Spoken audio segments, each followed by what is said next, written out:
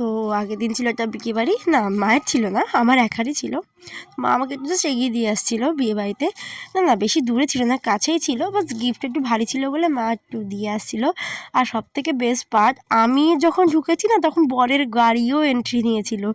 তো বাইরে একটু দাঁড়িয়েছিলাম বরের এন্ট্রি দেখার জন্য, তারপরে বান্ধবীরা টেনে ওপরে নিয়ে গেছিলো।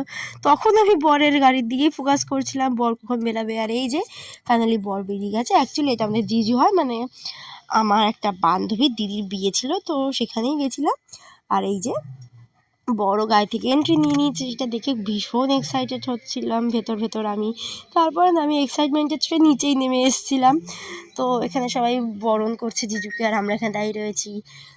কেন দাঁড়িয়ে রয়েছি জানো? অবভিয়াসলি গেট ধরবো বলে। তো আমরা সব শাড়িটা মেরে গেট ধরেছি।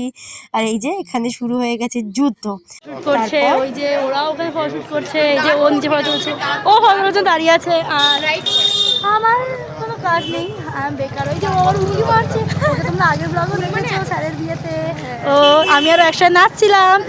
তারপরে সব শেষে রাত্রি 10:30 নাগাদ চলে এসেছিলো বউয়ের বোন, মানে আমাদের বান্ধবী। তারপরে কিছু ক্লিপ ছিল যেটা আমার ফোনে নেই ফটো তোলার। তারপরে আমরা ডাইরেক্ট চলে এসেছিলাম খাবারের জায়গায়। আর যাই না, এখানে আমরা দুজনে মিলে কী গসিপ করছিলাম। ও বলছিল ওকে বিয়েবাড়িতে সবাই দেখে বিকজ শি ইজ বিউটিফুল। আসলে সেদিনকে খুব সুন্দর লাগছিল লেহেঙ্গা পরে। তো ভিডিওটা নেক্সট পার্টও আসছে, ততক্ষণ এই ভিডিওটা লাইক করে দাও। Bye bye.